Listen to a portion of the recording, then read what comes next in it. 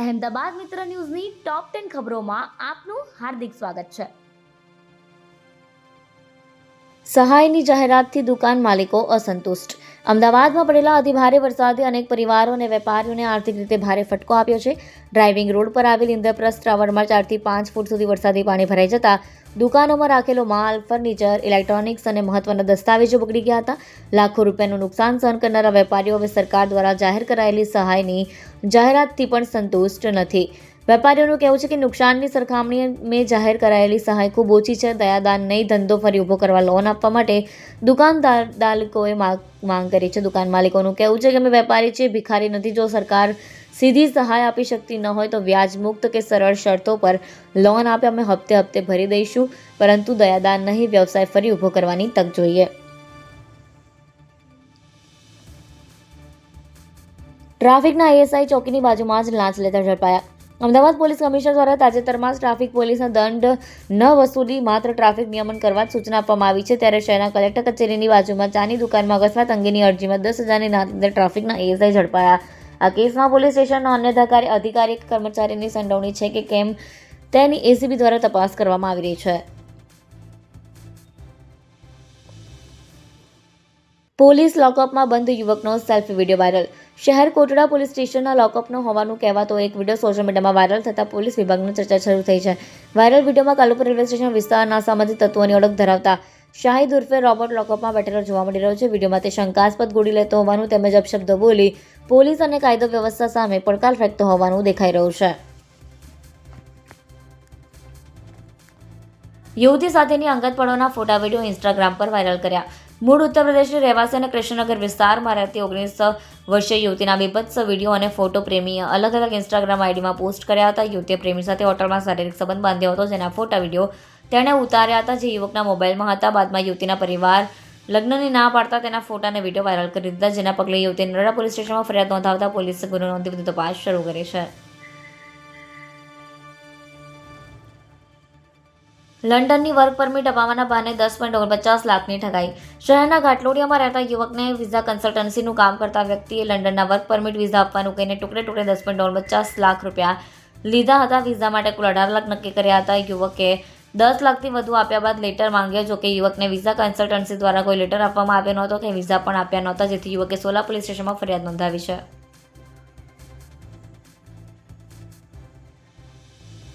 ચાર સિસ્ટમ સક્રિય થતાં કાલથી વરસાદનું જોર વધશે. ગુજરાતમાં એક સાથે વરસાદની 4 સિસ્ટમ સક્રિય થતાં આવતીકાલે એટલે કે 30 જુલાઈથી ફરી વરસાદી માહોલ જામશે. આગામી 6 દિવસ સુધી ભારેથી અતિભારે વરસાદની આગાહી કરવામાં આવી છે. ઉત્તર ગુજરાત, મધ્ય ગુજરાત અને દક્ષિણ ગુજરાતના જિલ્લાઓમાં ભારેથી અતિભારે વરસાદ ખાબકી શકે છે. રાજ્યમાં 4 સિસ્ટમ સક્રિય થઈ છે, જેમાં deep depression, monsoon trough, upper air cyclonic circulation, western disturbance છે, જેના કારણે રાજ્યમાં વરસાદનું જોર વધશે. ડીપ ડિપ્રેશનની અસરના કારણે પણ ગુજરાતમાં વરસાદી સિસ્ટમ મજબૂત બની છે.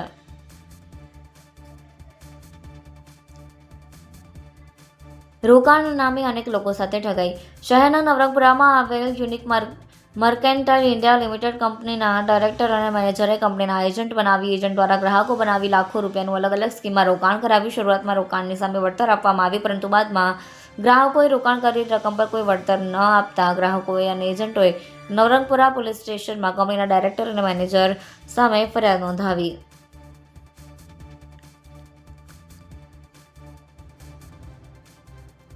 BAMSનું પેપર લીક થયાના આક્ષેપ સાથે શહેરમાં યુથ કોંગ્રેસનો વિરોધ. દેશમાં નીટ પેપર લીકની ઘટનાનો મુદ્દો માંડ શાંત થયો, ત્યાં હવે ગુજરાત આયુર્વેદિક યુનિવર્સિટી દ્વારા લેવામાં આવેલ BAMSની પરીક્ષાનું પેપર વોટ્સએપ પર લીક થયાના સ્ક્રીનશોટ ફરતા થયા હતા, જેથી પેપર લીક થયો હોવાના આક્ષેપ સાથે 28 જુલાઈએ અમદાવાદમાં ગુજરાત યુથ કોંગ્રેસ અને NSY દ્વારા વિરોધ પ્રદર્શન કરવામાં આવ્યું. શહેરના ઇન્કમટેક્સ ખાતે રસ્તો રોકી શિક્ષણ મંત્રીના રાજીનામાની માંગ કરવામાં આવી, તેમજ જો માંગ ન સ્વીકારવામાં આવે તો આંદોલન ચાલુ રાખવાની ચીમકી ઉચ્ચારવામાં આવી.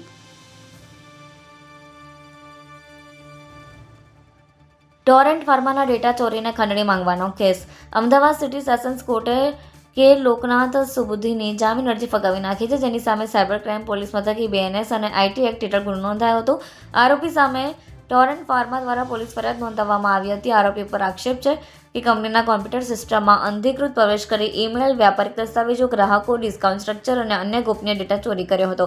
આ ગોપનીય માહિતી સ્પર્ધકોને વેચી દેવાની ધમકી આપી કંપની પાસેથી સ્પીડ પોસ્ટ દ્વારા દસ્તાવેજો મોકલી પહેલા 10 કરોડ રૂપિયા અને ત્યારબાદ 6 કરોડની ખંડણી માંગી. કોર્ટે નોંધ્યું કે આરોપી સામે ગોપનીય ડેટાની ચોરી અને કરોડો રૂપિયાની ખંડણી માંગવાના ગંભીર આક્ષેપ છે.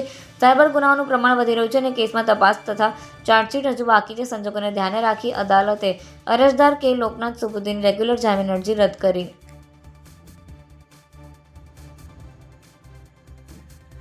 રાહુલ ગાંધીએ પેપર લીક સંબંધિત બિલ પર સંસદમાં 50 મિનિટ ભાષણ આપ્યું.